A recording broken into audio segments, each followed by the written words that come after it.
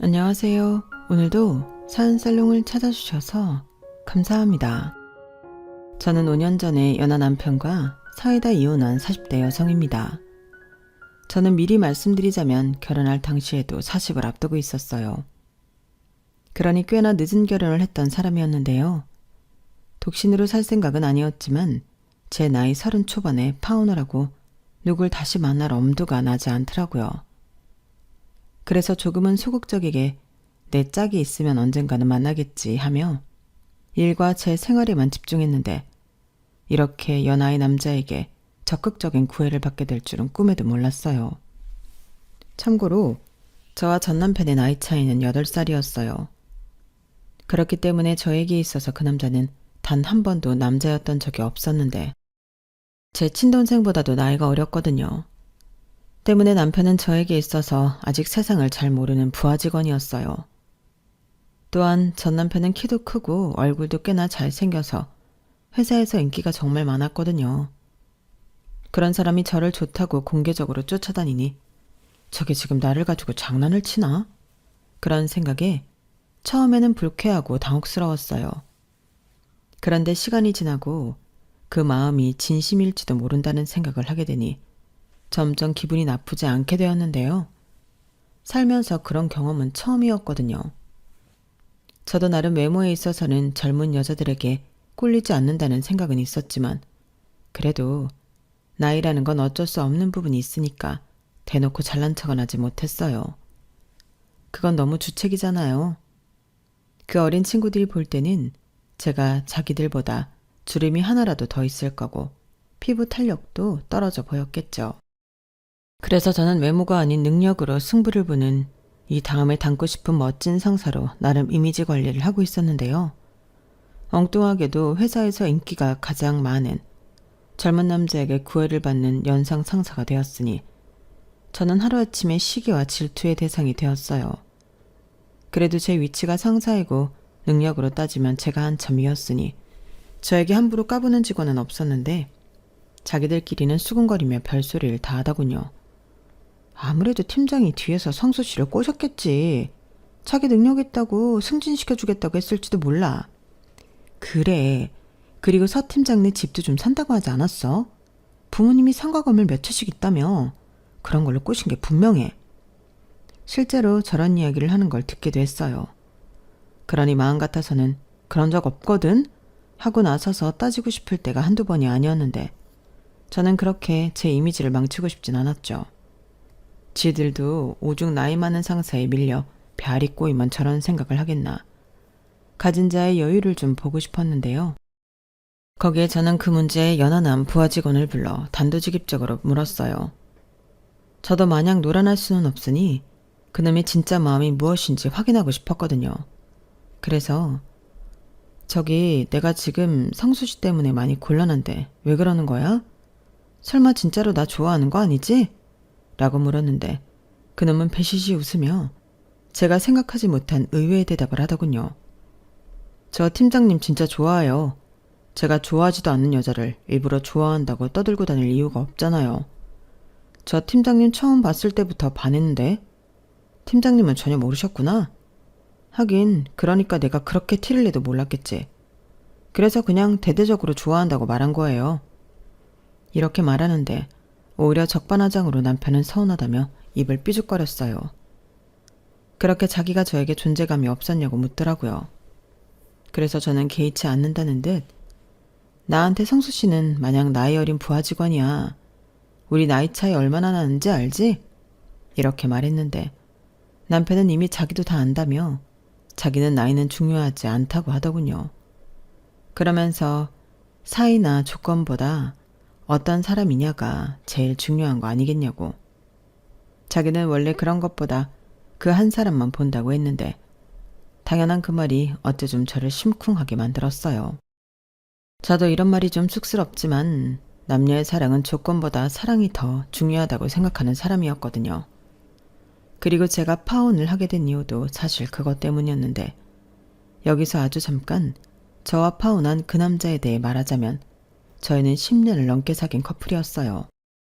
둘이 진짜 대학생 때부터 순수하게 만나 사랑했는데 같은 마음이라고 생각했던 저와는 달리 그 남자는 저를 두고 이리 재고 저리 재며 저 몰래 다른 여자와 선도 여러 번 봤다는 걸 뒤늦게 알게 되었어요. 그때는 어찌나 배신감이 드는지 이미 결혼 준비에 한참 들어간 후였지만 그 결혼을 엎을 수밖에 없었는데 저나 저희 부모님은 뒤통수 맞았다는 생각을 지울 수가 없었어요. 그러니까 그 남자 쪽은 식장 들어가기 전까지는 아무도 모르는 거라며 이 여자 저 여자를 두고 저와 비교질을 했다는 거잖아요. 게다가 그 사실을 알게 된 경위도 저는 꽤나 충격적이었는데 저에게 그놈이 저 몰래 그러고 다닌다고 알려준 이가 어이없게도 그 남자와 선을 본 여자였어요. 그 여자도 따지고 보면 그놈이랑 똑같은 여자인데 저와 비교해서 밀린 게 너무 분해서 이 결혼을 깨야겠다는 생각으로 저를 찾아왔더라고요.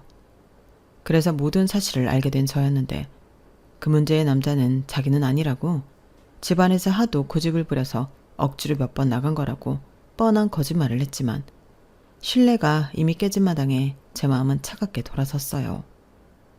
제가 원래 한번 정이 뚝 하고 떨어지면 뒤도 돌아보지 않는 성격이거든요. 그래서 그 여자의 바람대로 해주는 건 좀 분했어도 제 인생을 위해 파혼을 하게 되었는데요. 그런 일을 겪었다 보니 앞서 말한 대로 연애나 결혼에 있어서는 소극적으로 변하게 된 거죠. 그리고 저는 그런 속물인 연놈과 다르게 남녀가 만나는 데는 조건보다는 마음이 먼저라는 가치와 신념은 버릴 수가 없었는데요. 이미 결혼한 친구들은 저에게 그랬죠. 비라니 네가 뭘 몰라서 하는 소리야. 사랑? 그건 뭐 얼마나 갈 것 같은데? 원래 그런 건 없는 애들이나 여자 꼬실 때 쓰는 말이야. 네가 뭐 10대 소녀도 아니고 여태 그런 생각을 하고 있다는 게 좀 이상하다는 생각 안 들어? 솔직히 너는 조건도 나쁘지 않잖아. 부모님 각자 월세 나오는 건물 있으시지? 너 좋은 대학 나와서 능력 있는데 네가 뭐가 아쉬워서 사랑 타령을 해. 너야말로 적당한 조건으로 골라서 결혼해. 이렇게 말했는데요. 하지만 제가 결혼 못해서 환장한 사람도 아니고 저는 할 거라면 제가 진짜 사랑하는 사람과 평생을 알콩달콩하게 살고 싶었어요. 막말로 조건은 언제 어떻게 변할지 모르는 거 아닌가요? 그런데 사람의 감정은 그렇지 않으니까 저는 오히려 그런 게 돈 주고도 못 사는 가장 중요한 조건이라고 생각했는데 그 연하놈이 저와 똑같은 생각을 하고 있다니 그때는 살짝 놀랐어요. 그리고 그렇게 서로 갖고 있는 생각이 동일하다는 걸 알게 된 저는 드디어 오랫동안 꾹꾹 닫고 있던 마음의 문을 열게 되었는데요. 마치 첫사랑을 하는 어린아이처럼 남편과의 데이트는 늘 설레고 재미있었어요. 배터리가 나가 꺼질 정도로 몇 시간씩 통화도 하고 굳이 그럴 필요가 없는데도 사서 고생을 하며 1박 2일 여행도 하며 전에는 생각지도 못했던 그런 연애를 했는데 시작은 더뎠지만 한번 사랑에 빠지니 제 마음은 놀랍도록 남편에게 빠지게 되었죠. 그리고 남편은 나이가 어렸어도 어린 티가 나는 사람은 아니었는데요.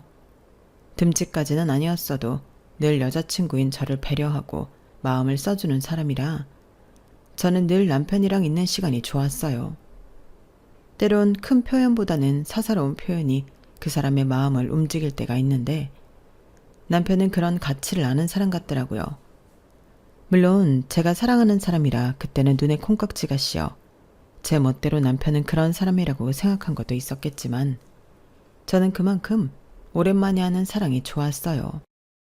그리고 이윽고 연애 2년이 넘어갈 때 남편이 제 나이도 있고 더 늦기 전에 결혼을 하는 게 어떻겠냐 먼저 이야기했는데 처음으로 남편이 저에게 자신 없다는 듯 근데 있잖아 혹시 실망할 것 같아서 미리 얘기하는 건데 우리 집은 자기 집처럼 그렇게 잘 살진 못해. 내가 늦둥이인데 누나랑 형은 각자 살기 바쁘고 엄마랑 아빠는 벌이가 그렇게 좋지는 않거든. 나도 매달 생활비로 50만 원씩 드리고 있고 아마 우리가 결혼한다고 해도 그 돈은 계속 들어야 할 거고 그것뿐이 아니라 우리 집에서는 전혀 금전적인 도움은 받을 수 없을 거야 라고 말했는데요. 평상시 자신감 넘치는 사람이 처음으로 제 눈치를 보며 이야기하니 마음이 좋지 않았어요. 그래서 뭐 그런 건 원래 상관없는 거 아닌가? 결혼을 한다면 그건 당사자가 결정한 일인데 애도 아니고 성인이 무슨 부모 도움을 받아. 나는 처음부터 그럴 생각은 없었어. 정말? 요즘 여자들은 다 결혼할 때 양가 도움 받고 싶어 한다고 하길래 나는 자기도 그런 생각을 가지고 있을까봐. 그야 굳이 따지자면 나는 요즘 여자는 아니잖아. 그리고 요즘 결혼하는데 돈이 많이 필요하기도 하고. 그러니 돈이 부족할 것 같으면 지원을 바랄 수도 있지. 나는 그것도 그럴 수 있다고 생각은 해. 에이, 나이가 뭐가 중요해. 자기는 다른 어떤 여자보다 매력적이고 멋있어. 그러니까 내가 한눈에 반했지. 아유, 그래. 벌써 그 얘기만 한 100번 넘게 들은 것 같다. 그래서 나도 고마워. 내 가치를 알아주는 사람이 자기라서. 그리고 나야말로 묻고 싶은데 자기 정말 나랑 결혼해도 괜찮겠어? 나는 벌써 나이가 내일 모레면 40인데 그게 뭐가 어때서? 나는 이미 벌써 40이라고 해도 자기랑 결혼할 거야. 아니, 결혼하면 애도 낳고 싶고 그러잖아. 근데 나는 지금 임신을 해도 노산이고 아마 임신 가능성도 거의 없을걸? 애는 상관없어. 나는 한 번도 아기를 낳기 위해 결혼해야 한다고 생각한 적은 없는데. 생기면 감사히 낳고 아니면 말지. 평생 함께할 짝꿍이 있는데. 나는 단칸방에 살아도 사랑하는 자기랑 살고 싶어. 진심이야. 자기 내 진심 몰라? 지금 생각하면 온몸에 닭살이 돋고 너무 끔찍한 고백이었지만 저는 남편의 그 말이 낭만적이라고 생각했어요. 그리고 그 말을 듣고 저희는 결혼을 약속했는데요. 시부모님은 당연하게도 제가 나이가 너무 많다고 결혼을 반대하셨고, 저희 부모님은 남자 쪽과 우리가 너무 경제적으로 차이가 난다고 반대까진 아니었지만 우려하셨어요. 그래서 저에게도 재차 물으셨는데 제가 괜찮다고 내가 좋아하는 사람이라고 말씀을 드리니 저희 엄마가 이렇게 말씀하셨어요. 엄마 아빠는 네가 원하면 누구든 상관없어. 엄마 아빠는 우리 딸 안목을 믿으니까. 그래, 우리 딸이 한다고 하면 하는 거지. 그래, 엄마는 응원할 거야. 이렇게 말씀하셨는데 다행히 남편이 무슨 감언이설로 부모님을 설득했는지 알 수는 없지만 시부모님 반대도 생각보다 길진 않아서 저희는 무사히 결혼식을 올릴 수 있었어요.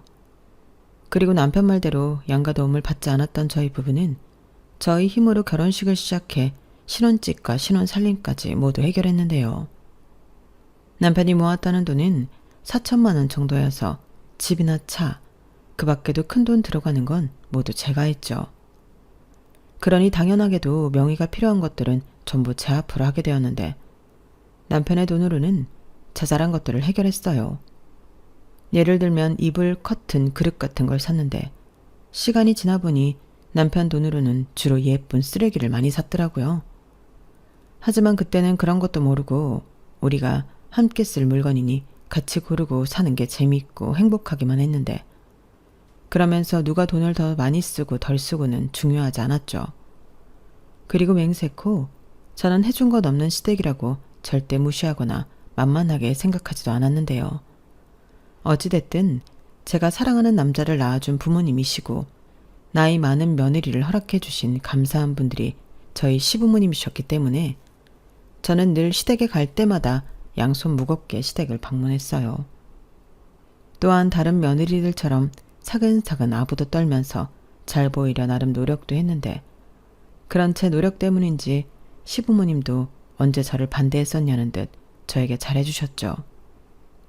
그리고 시댁에 가면 맛있는 것도 많이 만들어주시고 저희가 집에 갈 때는 냉장고를 다 털 기세로 반찬이며 하다못해 과일까지도 모조리 싸주시기도 하셨는데 그러니 저는 이 정도 고부 사이면 어디 가서 잘 지낸다고 말할 수 있을 것 같았어요. 특히 남편은 제가 시어머니와 잘 지내는 걸 은근히 좋아했는데 자기 누나는 애교도 없고 살가운 구석이 하나도 없었다며 제가 자기 누나보다 낫다고 고마워하더라고요. 마치 제가 그 집 딸 노릇까지 하고 있는 듯 남편과 시부모님은 저를 점점 더 좋아해 주셨는데 그렇게 고마움을 느낀 남편은 저의 질세라 처가에 가면 막내 아들 노릇을 자처해서 했어요. 저희 부모님도 사위가 당신들에게 잘 보이려 그런 사회를 예뻐 하셨고요. 여기까지만 얘기하면 저는 여기에 이혼 사연이 아닌 행복한 사연을 써야 하는 사람처럼 보일 수도 있을 텐데 문제의 씨앗은 저도 모르게 차곡차곡 쌓여가고 있었고 제가 결혼하고 4년이 넘었을 무렵에 시아버님이 실직을 하면서 쌓였던 불만이 터지게 되었어요. 저희 시아버님은 말로는 사업을 크게 하셨다고 했는데 그 사업이 부도가 나면서 집 가세가 급격히 기울었고 지금의 생활에 이르게 되었다고 들었거든요. 그리고 남편 말고 다른 자식들은 행여 자기들한테 불똥이 튈까 연락을 끊다시피 했다고 했는데 그래서 시아버님은 경비 일을 하시며 가장 역할을 힘겹게 하시고 계셨어요. 거기에 시어머니도 식당 일을 하시며 살림에 보탬이 되려 했는데 아파트 입주민 대표와 무슨 트러블이 있었다고 하더니 정말 한순간에 시아버님이 실직을 하게 되었다고 집안에 비상이 걸렸더라고요. 그러니 시어머니는 앞으로 뭐 먹고 사냐며 근심 걱정이 대단했는데요. 시아버님도 죽을 마신 듯 얼굴이 그새 반쪽이 되어 있더군요. 그러니 생활비를 매달 50만 원씩 보내던 남편에게 시아버님이 전화를 하셔서는 사정을 이야기하고 조금 힘들겠지만 돈을 조금 더 보내줄 수 없겠냐고 부탁을 받은 모양이었어요. 그러면서 시아버님은 이런 말을 자식이 하는 당신이 너무 비참하다고 하소연을 하셨던 것 같았는데 그래서인지 남편은 그날 이후 얼굴이 좋지 않더라고요. 제가 왜 그러냐고 물어봐도 아무 일도 아니라고 말도 하지 않으려 했는데 원래 그런 건 말을 하지 않아도 티가 나는 일이라 저는 집에 가서 남편에게 답답하니까 말을 좀 해보라고 추궁했어요. 그러자 남편이 아버지한테 전화를 받았다며 들었던 이야기를 모두 저에게 말했고 저까지도 마음이 아팠더랬죠. 이게 소위 듣기만 하던 갑질 아니냐고 아버님 상처가 너무 클 것 같아 너무 속상하다 했는데요. 그래서 일단은 저도 돈을 좀 보태겠다 했어요. 남편이 50만 원 드리고 있으니 저도 똑같이 50만 원 드려서 100만 원을 맞춰드리자고 했거든요. 하지만 생활을 하시려면 그 돈으로는 부족하실 게 분명했고 그러면 다른 일자리는 빨리 구하셔야 할 것 같았는데 아버님이 연세도 있고 똑같은 경비일 같은 게 아니면 구하기가 힘들 것 같았어요. 그런데 바로 그때 남편이 대뜸 자기한테 좋은 생각이 있다며 저에게 이렇게 물었는데요. 혹시 장인어른 건물이나 장모님 건물에 사람 안 필요하나? 주차 관리도 있고 그냥 건물 관리도 있잖아. 이게 집이 아니니까 갑질하는 사람도 적을 것 같고 그리고 건물주 사돈인데 누가 막 함부로 하겠어. 어떻게 자기가 좀 장인 장모님께 여쭤볼 수 있을까? 내가 아무리 짱구를 굴려봐도 그만한 자리는 없을 것 같아서 그래. 저는 남편의 말에 그래도 사돈 건물에서 일하는 건 좀 아니지 않냐고 아버님도 기분 나쁠 수 있다고 말했어요. 그런데 남편은 지금이 찬밥 더운 밥을 가릴 때가 아니라며 아마 자리가 있다고 하면 시아버님도 좋아하실 거라고 하셨는데 그러니 일단 저더러 저희 부모님에게 물어나 보기라도 해달라고 부탁을 했어요. 그래서 일단 알겠다고 대답은 했는데 저 역시도 아무리 제 부모라고 하지만 평소 아쉬운 소리를 하고 살지 않았기 때문에 쉬운 일은 아니었어요. 하지만 상황이 급하고 한편으로는 저도 저희 부모님에게 도움을 요청하면 자리는 물론이고 급여도 신경을 써주실 것 같긴 해서 마음이 기울긴 했는데요. 남편은 생각을 해봐. 우리 장인 장모님이 갑질하시는 분도 아니고 이런 일자리야말로 철밥통이지. 그리고 우리 아버지도 사돈 건물인데 더 열심히 하지 않겠어? 그러니까 이건 서로 윈윈하는 거야. 라고 했는데 꽤나 그럴듯한 말이라 저도 넘어가고 말았죠.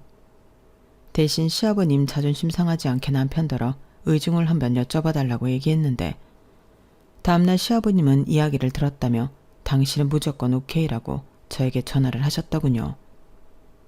그래서 저도 눈 한번 질끈 감고 저희 엄마에게 이 사실을 이야기하며 부탁을 했는데요. 역시나 저희 엄마도 저와 같은 생각이었는지 약간 난색을 표하시더군요. 뭐? 네 시아버지를 우리 상가 건물에서 일을 하게 해달라고? 너는 그런 말을 이렇게 갑자기 하면 어떡해. 엄마 상가도 그렇지만 아빠 상가도 오랫동안 일하시는 분들이 많아서 마땅한 자리가 없는데 그렇다고 사무실에 나와서 하시는 일도 없이 그냥 앉아있다가 들어가시라고 할 수는 없잖아. 보는 눈도 많은데. 아무튼 아빠랑 상의는 해볼게. 근데 이게 좋은 생각인지 엄마는 모르겠다. 너 나중에 이상한 말 들을 수 있어. 이렇게 말씀하셨는데요. 저도 자식이니 할 수 있는 부탁이지 이건 말도 안 되는 청탁이라는 걸 알기에 약간은 막무가내로 부탁을 드렸어요. 솔직히 말하자면 시아버님이 연세도 있고 저희 엄마 말처럼 사무실에 나가서 놀다 오시면서 돈벌이를 하실 수 있으면 그게 제일 좋지 않을까 하는 잘못된 마음도 있었는데, 그때까진 저도 시부모님을 좋아하고 걱정하는 마음이 있었거든요. 하지만 제 생각과 달리 상황은 180도로 달라졌는데, 그때는 얼마나 놀랐는지 지금도 그 더러운 기분이 아주 생생합니다. 시어머니가 어디 빌어먹을 곳이 없어서 사돈 건물에서 허드렛 일을 하냐고 완전 뒤집어지신 거예요. 저는 시어머니의 그런 모습을 그때 처음 봤는데 남편도 어쩔 줄 몰라 하며 아무 말도 하지 못하더군요. 문제는 이 아이디어를 제가 아니라 남편이 낸 거잖아요. 그런데 거기에 나서서 내가 부탁한 일이다. 그러니 와이프는 아무 잘못도 없다. 이 한마디를 못하는데 저만 시아버님 자존심은 안중에 없고 건물주 친정 믿고 잘난 척하는 되바라진 며느리가 돼버렸어요. 그리고 그뿐만이 아니었는데 시아버님도 당신이 오케이라고 저에게 전화까지 하셔놓고는 아무 말도 못하시는 거예요. 그날은 결국 그렇게 저만 시어머니에게 호되게 당하고 집에 돌아왔는데 진짜 억울하고 성질이 올라오던지 저는 참았던 분노를 남편에게 모두 쏟아냈어요. 당연하잖아요. 제가 누구 때문에 저희 엄마한테 아쉬운 소리를 하고 또 시어머니에게 욕을 먹었는데요. 그리고 그 와중에 일이 더 커질까 시어머니에게 남편을 일러바치지 못한 저였는데, 그때는 그런 제 자신도 알아주지 않는 것 같아 남편이 미치게 원망스러웠어요. 그래서 둘만 있을 때 나는 네 놈을 위해 욕을 먹었는데 너는 나를 위해 뭘 했냐고, 저는 결혼하고 아니 연애 때도 내지 않은 화를 그때 남편에게 모두 쏟았는데요. 그러자 남편은 이제 와서 미안하다며 저를 붙잡고 싹싹 빌더군요. 그런데요, 여러분은 그거 아세요? 이미 미안하다고 하는 사람한테 화를 내봤자 열받는 사람은 화내는 사람뿐이라는 걸요. 그리고 이상하게도 남편의 말을 듣고 있으면 그럴 수도 있겠다 하고 이해가 되던 저였는데, 그때는 나란 애는 왜 이리도 이해심도 넓은지 정말 미칠 노릇이었어요. 우리 엄마가 한번 뒤집어지면 진짜 무섭거든. 자기도 아까 진짜 잘 참은 거야. 그때 괜한 소리 했으면 자기 완전 우리 엄마한테 찍혔다니까? 몰라. 나는 벌써 어머니한테 찍힌 것 같아. 이미 나를 오해하고 계시잖아. 미안해. 나도 엄마가 저렇게까지 화를 낼 줄은 몰랐지. 진짜 정말 미안해. 됐어. 미안하면 뭐해. 이미 나만 온팡 뒤집어 썼는데. 이제 어쩔 거야. 내가 죄인이야. 그래도 내가 타이밍 봐서 내가 얘기한 거라고 이실직고 할게. 엄마는 진짜 아빠 잘려서 걱정이고 하소연할 때는 언제고 왜 그렇게 오바라는 거야. 사돈 건물이면 뭐가 어때? 사돈 건물이니까 더 좋은 거지. 설마 사돈인데 쉽게 자르실 거야? 그리고 일도 고된 일은 안 키실 거고 돈은 좀 더 신경 써서 줄일 텐데 엄마는 진짜 하나만 알고 둘을 몰라. 저는 남편의 말을 듣고 기분이 이상했어요. 저 역시 다른 사람도 아니고 우리 시아버님이신데 우리 부모님이 좀 신경 써주시면 좋겠다 하는 마음은 있었지만 이 인간도 순수한 마음에 부탁한 게 아닌 것 같아 좀 당황스럽더라고요. 그래서 이 일은 이제 다시는 언급하지 말라고 남편한테 화를 내며 못을 박았는데, 문제는 다음날 시아버님이 자기는 여전히 저희 부모님 상가에 자리가 나면 아무 일이나 하고 싶다고 말씀을 하셨다는 거였어요. 아니, 당일에는 자기 마누라 앞에서 한마디도 못한 양반이 뒷수습을 누구더라라고 저렇게 나오시는 걸까요? 저는 난감할 수밖에 없었고 시아버님에게 저는 시어머니의 허락을 받아오시지 않으면 어렵다고 말씀드렸어요. 그러자 시아버님은 그건 안 된다고 하셨는데 당신 생각에는 시어머니 몰래 일을 하는 것도 좋은 방법일 것 같다고 하셨어요. 적당한 곳에 취직했다고 거짓말을 하면 시어머니도 모를 거라나요? 그러시면서 이건 저와 남편 그리고 본인만 아는 비밀로 하자 하시는데 저는 그렇게는 어려울 것 같다고 조심스럽게 말씀드렸어요. 가뜩이나 며느리가 시부모를 무시해서 그런 일자리나 주며 동정하려 했다고 기분 나빠하시는 시어머니를 속이는 일 따윈 하고 싶지 않다고 말씀드렸어요. 그러니 아버님도 포기하시라 말씀드렸는데 시아버님은 당신 좀 제발 살려달라고 가족들에게도 말하지 못한 사정이 있다 하셨어요. 내가 말이야, 여기저기 조금씩 돈 빌린 곳이 있어. 큰 돈은 아닌데 그래도 이게 지인한테 빌린 돈이라 안 갚으면 큰일 나거든. 그리고 나이 먹어서 하는 경비 일에는 4대 보험이 없어서 실업급여도 안 나와. 그러니 돈 갚을 길이 전혀 없는데 아가, 내가 이렇게 부탁하마, 어? 저런 말을 저 혼자 듣고 있는데 솔직히 어떻게 해야 할지 판단이 되지 않았어요. 다만 시아버님도 돈이 정말 급하시나 보다. 이 마음은 있긴 했는데 아무리 그래도 시어머니가 저리 싫어하는데 그걸 무릅쓰고 시아버님의 부탁을 들어드리기는 겁이 나더라고요. 그래서 생각할 시간을 좀 달라고 말씀드리고 남편에게 상의하기로 했는데 내심 속으로 정 어쩔 수 없으면 시아버님 빚은 우리 부부가 대신 갚아드려야 하지 않을까 그런 생각을 했었더랬어요. 그런데 사람 마음이 또 그렇잖아요. 시아버님을 못 믿어서가 아니라 그렇게 남의 손으로 코를 풀면 또 쉽게 똑같은 일을 반복할 것 같았는데 계속 그런 식으로 시아버님의 비상금 주머니가 되고 싶은 마음은 없었거든요. 그래서 빚을 대신 갚아드리는 건 최후의 수단으로 일단 보류하던 저였는데요. 그렇게 기약 없는 시간이 지나가자 어느 날 갑자기 예고도 없이 시어머님이 저희 집에 쳐들어오셨어요. 그야말로 그 기세와 눈빛은 쳐들어왔다는 표현이 딱이었는데 곧이어 혼자 오실 줄 알았던 시어머니 뒤에 시아버님의 모습이 보이더라고요. 저는 속으로 빚이 있는 걸 들키셨나? 살짝 걱정이 되었는데 느닷없이 시어머니는 이번에도 애먼 저만 잡으려 하셨어요. 순간 쎄한 기분이 들었던 저는 이번에도 똑같은 일은 당하지 않겠다 생각하고 있었는데 모두 여기 와서 앉아봐 하시는 소리에 남편이 도살장에 끌려가는 소처럼 자리에 앉더군요.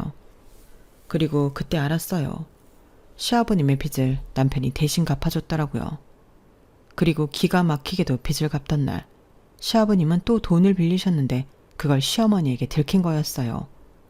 그러면서 시아버님은 이게 다 당신이 수입이 없어 벌어진 일이라고 변명을 하신 듯 했는데 갑자기 저희 부부를 닥달하러 오셨더라고요. 정말 황당했죠. 저희 부부는 지은 죄도 없는데 왜 이렇게까지 해야 하나 그때는 짜증이 나기도 했는데요. 일단 아무리 아들 집이라고 해도 연락은 주셔야 하는 게 맞는데 당신 기분 나쁘다고 쳐들어오신 것부터 저는 마음에 들지 않았어요. 어머님, 아버님, 그런데요. 아무리 급해도 연락은 좀 하고 오시지. 저희 깜짝 놀랐어요. 어머, 너 말 서운하게 한다? 우리가 못 올 곳에 왔니? 아무리 여기가 네 집이라고 해도 내 아들이랑 같이 사는 내 아들 집이야. 그렇게 말하면 안 되지. 그런 게 아니라 연락은 주고 오실 수 있지 않나 해서 말씀드리는 거예요. 입장 바꿔서 제가 그렇게 불쑥 어머님 댁에 가면 어머님도 놀라지 않으시겠어요? 오냐, 너 말 잘했다. 그래서 내가 참다 여기까지 온 거야. 나 그렇게 경우 없는 시어머니 아니거든. 근데 내가 얼마나 서운하면 여기까지 분해서 왔겠니? 네가 지금 내 심정을 알아? 엄마, 무슨 소리야. 또 왜 그러는데? 아버지 빚 내가 갚았잖아. 그럼 뭐해 이놈아. 근본이 해결이 안 됐잖아. 그리고 너는 네 처한테 그렇게 찍소리도 못하고 사냐? 아무리 나이가 네가 어려도 네가 가장이고 서방인데 어찌 그러고 살아.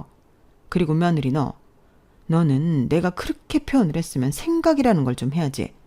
너는 시아버지가 백수가 됐다는데 걱정도 안 돼? 네?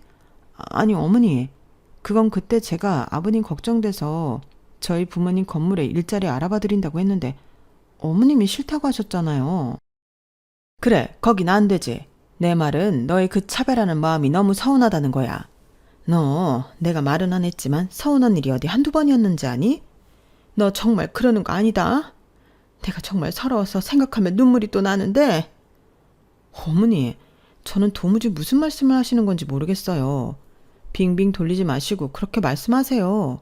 그래야 저도 알고 고치죠. 너 말이야. 전에 네 부모랑 독일인지 프랑스인지 어디 다녀왔지? 그래놓고 우리랑은 어디 갔냐? 꼴랑 제주도 갔잖아. 그것도 2박 3일. 지는 지 부모랑 보름 동안 다녀왔으면서.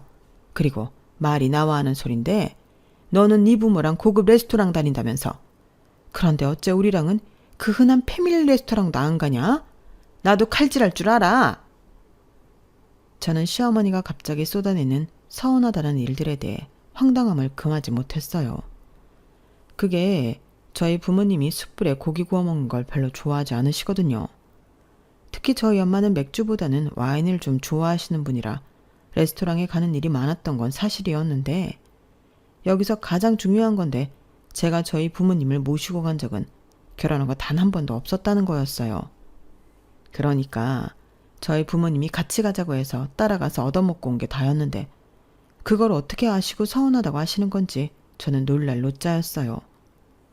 그리고 친정 가족과 독일에 다녀온 것도 저희 부모님이 가시는데 두 분만 가시기 좀 무섭다고 같이 가자고 해서 저랑 남편은 몸만 따라간 여행이었는데요. 그때는 시부모님에게 모두 다 말씀드리고 다녀온 여행이었어요. 그런데 어쩐지 좀 서운해하실 것 같아 저희 경비로 시부모님과 제주도에 다녀온 건데, 그때는 참 좋다, 얘들아 고맙다, 이렇게 말씀하셨으면서 속으로는 저렇게 다른 마음을 갖고 계셨다니 솔직히 소름이 끼쳤는데요. 겉과 속이 다른 사람이란 생각에 괜히 오싹해지더라고요.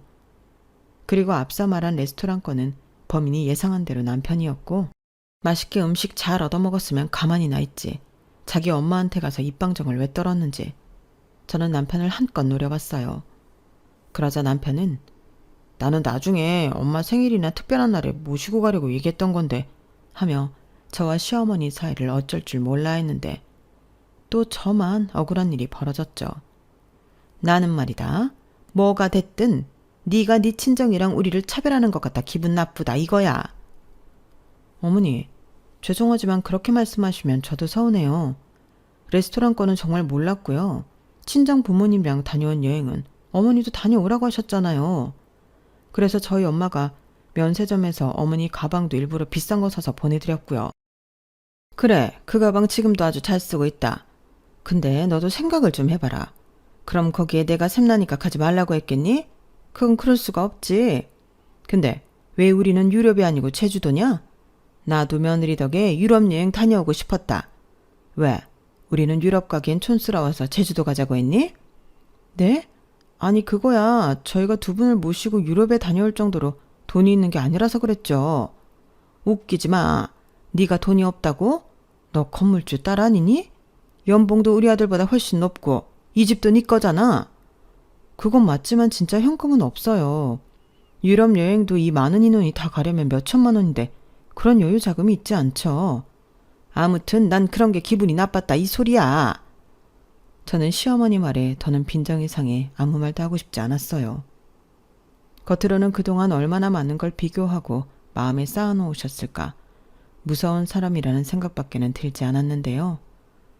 정작 저희 집에 갑자기 쳐들어오신 용건은 그게 아니더군요.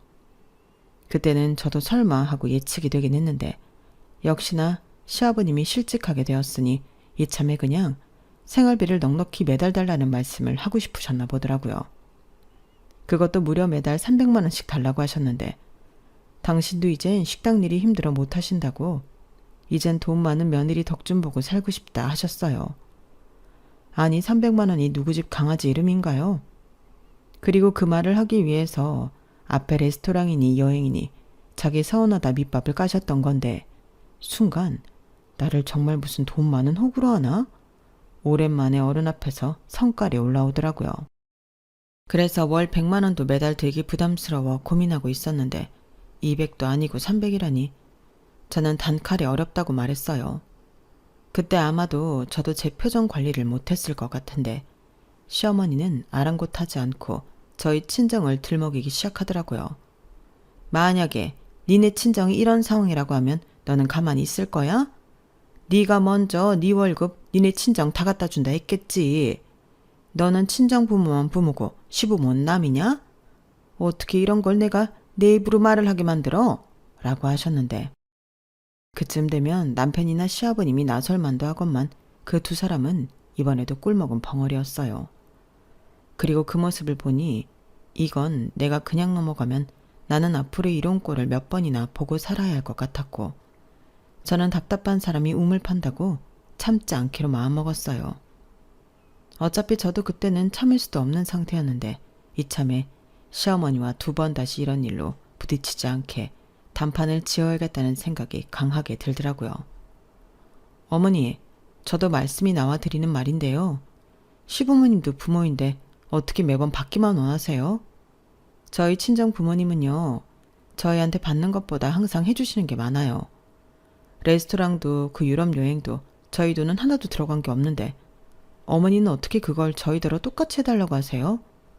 오히려 저쪽 집은 해주는데 우리는 못해줘서 미안하다. 이런 마음이셔야 하는 거 아닌가요? 저는 정말 이해가 가지 않아서 여쭤보는 거예요. 뭐야? 그러니까 네 말은 내가 염치가 없다는 소리냐? 적어봐라. 너는 그동안 내가 잘해준 건 다 까먹었지? 이래서 머리 검은 짐승은 거두는 게 아니라고 했어. 여태 너도 그런 마음을 품고 있었던 거야? 그러니 저런 말을 눈 하나 깜짝하지 않고 하겠지. 어머니가 그렇게 말씀하시면 저는 더 이상 드릴 말씀이 없어요. 매달 300만 원이요. 택도 없죠. 그렇게 못 해드려요. 저는 할 말 다 했으니까 이제 그만 돌아가 주시죠. 저도 쉬어야 내일 출근을 하거든요. 너 지금 나더러 나가라고 했냐? 아이고 서러워라. 동네 사람들 여기 시부모 개무시하는 며느리 좀 보세요. 이래서 돈 없으면 죽어야 한다는 말이 있지. 저승사자는 뭐하나? 돈 없는 우리 안 잡아가고. 엄마는 무슨 말을 그렇게 해. 자기야, 자기도 그 말은 좀 심했다. 엄마한테 사과드려. 아니 어머님이 먼저 무례하게 나오셨잖아. 사과는 내가 받아야지. 그리고 나 진짜 너무 피곤하거든. 자기네 부모님이시니까 자기가 알아서 해. 나는 방에 들어가서 잘 테니까. 뭐? 너 지금 뭐라고 했냐? 니네 부모니까 네가 알아서 해? 저 싸가지하고는. 네, 저 원래도 싸가지 없어요. 그래도 시부모님이셔서 잘해드리려고 노력 많이 했는데 지금 보니까 그럴 필요가 없었네요. 그러니 앞으로도 제 싸가지는 기대하지 마세요. 뭐야? 야, 너 거기 안 서? 저는 그렇게 말하고 시어머니가 고함을 지르던 말던 신경 쓰지 않고 안방으로 들어갔어요. 그러자 방문 너머 시어머니의 쩌렁쩌렁한 목소리가 들렸는데 저는 눈 하나 깜짝하지 않고 눈을 감았어요. 솔직히 잠은 오지 않았지만 속에서는 천불이 끓어 넘치는 걸 참고 있었거든요. 그런데 시부모님이 가셨는지 남편이 방에 들어와서는 저더러 이야기 좀 하자고 거칠게 저를 잡아 끄는데 그 거친 손길에 짜증이 난 저는 신경질적으로 남편을 밀쳤어요. 그러자 남편이 아이씨 하고 큰 소리를 냈고 이게 소위 말하는 몸싸움인가 싶었죠. 정말 몸이 부딪히니까 참았던 감정이 욱 하고 올라오더라고요. 그리고 남편도 저와 같았는지 이렇게 말했는데 그때 저는 저희의 결혼 생활의 끝을 보게 되었죠. 나도 우리 엄마가 지나쳤다는 거 인정해. 근데 말이야, 자기도 그러는 건 아니지. 사람을 무시해도 유분수지. 어떻게 시어머니한테 그래? 서운하다고 말하는 사람한테 그게 왜 서운하냐고 말하는 꼴이잖아. 나도 그땐 자기한테 서운했어. 그냥 빈말이라도 죄송하다고 하면 될 일인데. 그리고 내가 아들이라 그러는 게 아니라 나는 우리 엄마 마음 충분히 이해할 수 있어. 근데 자기는 아니야. 이해하긴 뭘 이해해. 그럼 매달 300만 원씩 드리자는 거야? 근데 나도 진짜 이해하고 싶은데 이해가 안 돼서 그래. 우리 엄마 아빠는 우리한테 뭘 해달라고 한 적이 없잖아. 내가 만약에 자기 엄마 말처럼 내 부모라고 내가 챙기다 걸려서 서운하다는 소리 들었으면 죄송하다고 해. 근데 이건 억울해도 너무 억울하지. 이해는 무슨. 생각을 해봐. 자기 부모님은 집도 좋은 데 사시고 전부 좋은 것만 살림살이로 들어놓고 사시잖아. 그것뿐이야? 좋은 차 타고 좋은 곳만 다니시지? 비싼 것도 개의치 않고 다 사시는데. 그걸 옆에서 보는 우리 엄마 아빠 마음은 어떨 것 같아? 말은 안 해도 엄청 자존심 상하고 그랬겠지. 말은 안 해도. 황당하다. 이제 와서 그런 얘기를 왜 하는 거야? 양가 형편 차이 나는 거 모르고 결혼했어? 친정은 친정이고 시댁은 시댁이지. 내가 언제 정말 누가 더 잘 사나 따지면서 양가 차별 대접했니? 왜 이제 와서 그래? 그리고 이런 말까지 하고 싶지 않은데 어머님도 그래. 왜 우리 친정이랑 당신을 비교하셔서 서운하다 이 난리신 건데? 그럴 수도 있지 사람인데. 그래 100번 이해해서 그럴 수 있다 치자. 그럼 그게 우리 부모님 잘못이야? 아님 정말 내 잘못이라고 생각해? 자기야말로 왜 자꾸 꿀먹은 벙어리가 되는 건데? 그래 그건 내가 정말 미안해. 그리고 나도 우리 엄마가 자격지심이 있다는 거 인정해. 근데 생각을 좀 해봐. 얼마나 안 됐냐? 그냥 월 300 맞춰드리겠다고 하면 될 일이잖아. 뭐라고? 자기 월급 얼마니? 거기서 300 빼면 얼마 남아? 설마 나더러 시댁 생활비 내놓으라고 하는 소리는 아니지? 그걸 왜 우리 월급에서 부담해? 장인 장모님 임대료가 있는데 거기서 좀 만들어달라고 하자. 막말로 장인 장모님이 힘들게 버시는 돈도 아니잖아. 때 되면 나오는 돈인데 그 정도는 같이 써도 되는 거지. 설마 하나뿐인 딸 시댁인데 300만 원 없다고 모르쇠 하시겠어? 너 지금 말 다 했냐? 저는 남편의 그 한마디에 피가 차갑게 식는다는 말을 몸소 체감했어요. 아니 무슨 도둑놈이 이리 뻔뻔할 수 있죠? 저는 하마터면 그놈 면상을 후려칠 뻔했어요. 힘들게 버는 돈 아니니 같이 쓸 수 있지 않냐는 그 말은 제 입장에선 도저히 용납이 되지 않았거든요.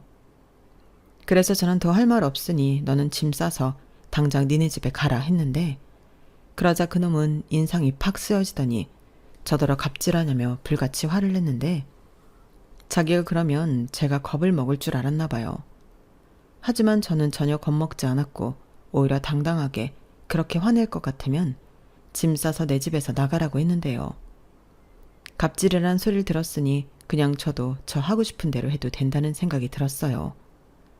그러면서 나는 이렇게 대놓고 처가덕을 바라는 놈이랑 더는 살고 싶지 않다고 제 감정에 대한 설명도 해줬는데 꼴에 자존심이 상했는지 남편은 저를 한참 동안 노려보더니 자기 짐을 대충 싸서는 저 보란듯이 집을 나가더군요. 그리고는 나중에 자기도 자존심 버리고 한 얘기였는데 제가 자기랑 자기 집을 무시했다며 저를 사회적으로 매장하려 했는데요. 정말 웃기지도 않고 소름이 돋았어요. 똥이 똥을 낳는다고 아들이라는 놈도 똑같이 염치가 없더라고요. 왜 호의가 계속되면 권리인 줄 안다는 명언이 있죠. 어쩜 그 말이 그렇게 딱 어울릴 수가 없었는데 그래놓고는 저를 사람보다 돈이 먼저인 사람이었다며 지 멋대로 떠들고 다녔다는 사실을 알게 되었어요. 사람이 얼마나 비겁하면 뒤에서 그렇게 수작질을 할 수 있을까. 그때는 이혼 전이라 더 제 마음이 좋지 않았는데 여기서 돈에 환장한 사람이 정녕 저인가요? 저는 그렇게 생각하지 않았어요. 당연하죠. 자기 돈도 아닌데 그 돈을 뻔뻔하게 유혹하는 사람이 더 환장한 사람 아니겠어요? 그래서 눈에는 눈, 이에는 이, 그놈이 하는 방식 그대로 돌려주기로 했는데요. 사람들은 어째 제 말을 더 흥미진진하게 듣더군요. 그리고 그 말을 자기도 들었는지 저를 아주 잡아먹을 것처럼 굴었는데 심지어 지가 뭐라고 제가 순순하게 자기 말을 잘 들어줬다면 자기가 나서서 자기 부모님에게 제 이야기를 좋게 했을 거랍니다. 그 말을 듣고 진짜 어이가 없어서 웃음이 튀어나왔어요. 그렇게 선심쓰려고 했는 줄 몰랐다고 저는 됐다고 친절하게 말해줬죠. 그러면서 그런 선심 따윈 필요 없으니 그냥 이대로 헤어지자 했는데요. 역시나 아쉬운 사람은 제가 아니었어요. 거의 몸만 장가온 사람이 남편인데 제가 아쉬울 건 전혀 없었죠. 참고로 그날 남편이 나간 뒤로 저는 집 비밀번호도 바꿔서 남편은 집에 들어오지도 못하는 상황이었는데 시어머니한테서는 전화가 빗발쳤어요. 그래서 그 번호 역시 미련 없이 차단해버렸고 그 사실을 아는지 남편이 회사에만 오면 그렇게 제 뒷담화를 하고 다닌 거예요. 그런데 뻔뻔도 하지. 자기는 저를 너무 사랑해서 못 헤어지겠다고 또 헛소리를 퍼뜨리고 다녔는데 그 말을 들었을 때는 헛구역질이 나는 걸 겨우 참았네요. 남편 말로는 자기가 나가면 제가 화를 풀고 전화해서 좋게 풀자고 할 줄 알았는데 이렇게 상황이 돌아갈 줄은 몰랐다고 했어요. 정말 웃기는 소리였죠. 제가 왜요? 저는 남편과 하루빨리 정리하고 싶은 사람인데요. 그래서 그런 거머리 같은 생각을 품고 있는 사람과는 서로라도 가족으로 엮여있고 싶지 않아 법으로 하기로 마음을 먹었는데 다행히 부모님의 소개로 변호사님을 소개받을 수 있었어요. 이 모든 상황을 알게 된 저희 부모님이 정말 많이 배신감을 느끼고 화가 나셨거든요. 그래서 하루라도 빨리 그런 놈이랑은 정리하라고 하셨는데 그렇게 이혼 소장을 받게 된 남편과 시댁은 뒤집어졌어요. 제가 일부러 시부모님도 같이 보라고 시댁으로 소장을 보냈거든요. 그러자 남편이 회사에서 저더러 시부모 부양 의무를 저버렸기 때문에 귀책 사유는 저한테 있다고 정말 자기랑 이혼을 하고 싶으면 위자료를 달라고 했는데 저는 눈 하나 깜짝하지 않고 누구한테 귀책이 있는지 법으로 따져보자고 했어요. 그러니 너도 얼른 변호사 선임을 하라고 친절하게 알려줬는데 상식으로 보나 법으로 보나 저는 이미 제가 유리하다는 걸 알고 있었죠. 그래서 괜히 돈 쓰고 힘 빼지 말고 잘 알아보라고 조언도 해줬는데 결국 뭐 이놈은 계란으로 바위치기 할 기세도 없는 놈이었는지 순순하게 이혼 도장을 찍었어요. 그러고는 어디서 무슨 소리를 들었는지 금방 꼬랑지를 내리고는 저한테 잘못했다 빌더라고요. 자기도 서운해서 그랬다고 한 번만 넘어가 달라고 하는데 그놈의 서운하다는 말 다시는 듣고 싶지 않다고 쏴 붙여줬죠. 아니, 애당초 제가 뭘 그렇게 서운하게 했다는 건지 너무 억울했거든요. 지금 생각해보면 결혼 전에는 전부 상관없다고 자기는 사랑하는 사람이랑 같이 있으면 단칸방도 괜찮다고 한 말도 그때부터는 믿을 수 없었는데 그냥 제가 다 속아서 결혼까지 한 것 같더라고요. 그런 생각까지 하게 되니 정말 이젠 오만정이 다 떨어져서 남편과 어떤 사이도 되고 싶지 않았는데 저는 남편에게 쐐기를 박듯 이렇게 말했어요. 니네 부모 생활비 드리고 싶으면 네가 투잡 쓰리잡 해서 드려. 남의 부모 돈 탐내지 말고. 세상 그렇게 호락호락하지 않거든. 네가 볼 때는 건물주가 참 편하게 돈 버는 것 같지. 그 사람들이 어떤 노력을 하고 거기까지 갔는지 또 어떤 어려움을 겪으면서 건물주를 하고 있는 건지 그런 건 하나도 모르잖아. 내가 너보다 인생을 더 산 누나로서 충고하는데 너 뒤로 수작 부리지 말고 똑바로 살아. 그게 그놈과 저의 마지막이었어요. 저희 부부는 아이도 없고 서로 분한할 재산도 없어서 불필요한 조정은 생략했는데 알아서 합의 이혼하겠다고 남편이 나왔으니 위자료 같은 건 아예 받을 생각도 없었죠. 아니, 이제부터는 자기 집 기둥을 해야 하는 놈인데 뭐하러 벼룩의 간까지 제가 꺼내 먹겠냐고요. 그런데요, 사람은 참 알 수가 없는 게 남편은 저랑 이혼하고 자기 집으로 가지 않고 회사도 그만두더니 주랭랑을 쳐버렸어요. 자기도 자기 집 기둥은 되고 싶지 않았는지 자기 형과 누나처럼 자기 부모를 버렸는데 뭐랄까, 그 사실을 알았을 때는 저도 좀 씁쓸했죠. 그 부모 심정이 어떨까. 그때는 저도 그 아줌마 아저씨 마음이 공감이 가더라고요. 하지만 이미 저는 그들과 상관없는 남이 되었고 고맙게도 지발로 나가준 그놈 덕에 회사를 편히 다닐 수 있었는데 사실 저야말로 이직을 해야 하나 고민을 하고 있었거든요. 그런데 그놈은 아마도 사람들이 자기를 두고 수군거릴 걸 생각하니 자존심이 상했나 봅니다. 그 인간은 그런 놈이니까요. 아닌 척했어도 자격지심 쩔고 자존감은 낮은데 자존심만 센 그런 놈인 줄 진작에 알았다면 결혼까지는 하지도 않았을 텐데 지나간 일이지만 지금도 유감스러운 마음은 어쩔 수 없더라고요. 다만 지난날의 깨달음이 있으니 앞으로는 똑같은 실수를 하지 않기로 제 자신과 약속했는데 이제부터는 그 사람을 더 정확하게 알기 위해 전에는 함부로 마음을 주는 일은 없도록 할 생각입니다. 이미 나이도 많고 새로운 사람을 만나 연애를 하기보단 그저 성별 상관없이 함께 나이 들 수 있는 싱글 친구나 있으면 더할 나위 없이 좋을 것 같은데 글쎄요, 그런 인연을 제가 만날 수 있을까요? 부디 저와 비슷한 생각을 가지고 있는 사람이 있다면 언제고 내 인생에 나타나주길 소망하며 저는 이만 마지막 인사를 드려야 할 것 같습니다. 지금까지 제 이혼 사연이었고요. 제 사연 끝까지 함께 해주셔서 대단히 감사드려요. 그럼 여러분들은 사람한테 뒤통수 맞는 일 따윈 평생 없길 바라며 오늘 하루도 즐거운 날 되시길 바라겠습니다. 고맙습니다. 여러분, 사연 댓글에 응원과 현명한 조언 부탁드려요. 좋아요와 구독은 저에게 큰 힘이 됩니다.